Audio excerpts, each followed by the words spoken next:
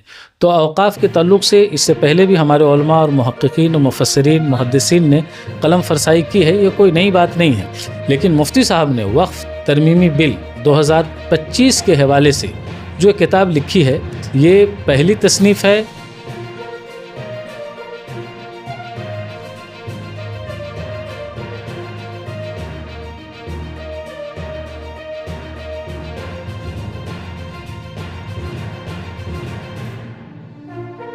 آداب ناظرین، نوا نیوز میں آپ کا استقبال ہے۔ میں ہوں آپ کا میزبان وسیم سنجر۔ اس وقت ہم موجود ہیں مہاراشٹر کے پونے شہر میں۔ اس وقت ہمارے ساتھ موجود ہے معروف عالم دین ڈاکٹر مفتی علاء الدین رضوی صاحب۔ آئیے ہم سیدھے آپ کی ان سے ملاقات کراتے ہیں اور ان سے بات کرتے ہیں وقف ترمیمی قانون 2025 فائدے اور نقصانات سے متعلق جو کتاب آج جس کا اجرا ہوا ہے، اس بارے میں ان کا پہلا رد عمل کیا ہے۔ سب سے پہلے تو حضرت ہمارے چینل میں آپ کا بہت بہت استقبال ہے۔ شکریہ حضرت، جو کتاب آج لانچ ہوئی ہے، اس سے پہلے وہ ممبئی میں لانچ ہوئی اور اس کے بعد مہاراشٹر کے الگ الگ شہروں میں اس کتاب کو لانچ کیا گیا۔ اس کتاب کے لانچ ہونے کے بعد آپ کا اس پر پہلا رد عمل کیا ہے؟ ایسا ہے، اس کتاب کے جو مصنف ہیں مفتی منظور ضیائی مدظ اللہ العالی، چیئرمین علم و ہنر فاؤنڈیشن ممبئی، وہ میرے نہایت ہی عزیز دوست اور ان کی نیتوں کو میں بخوبی جانتا ہوں۔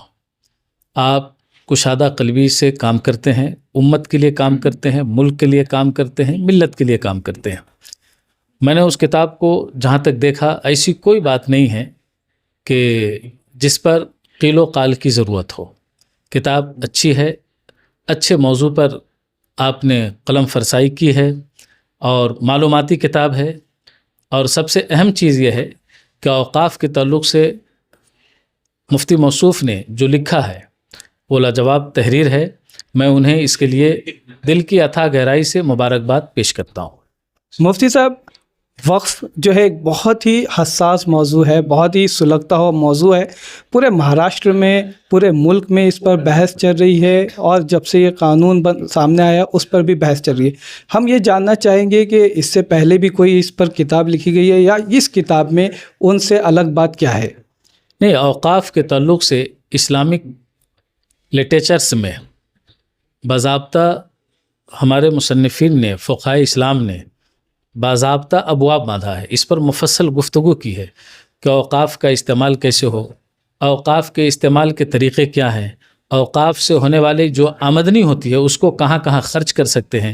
تو اوقاف کے تعلق سے اس سے پہلے بھی ہمارے علماء اور محققین و مفسرین محدثین نے قلم فرسائی کی ہے، یہ کوئی نئی بات نہیں ہے، لیکن مفتی صاحب نے وقف ترمیمی بل 2025 کے حوالے سے جو کتاب لکھی ہے یہ پہلی تصنیف ہے، اور آپ کا یہ پہلا کام ہے۔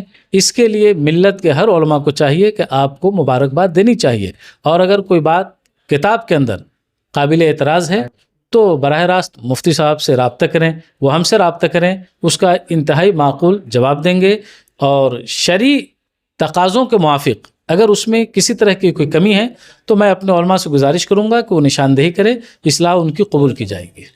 مفتی صاحب، جب سے کتاب کا اجرا ہوا ہے اور آپ بھی مفتی صاحب کے ساتھ میں الگ الگ شہر میں گئے ہیں، وہاں پر آپ نے لوگوں سے آپ نے وہاں لوگوں سے ملاقات کی ہے، اس ملاقات کے دوران آپ کو لوگوں کا کس طرح کا ری ایکشن ملا؟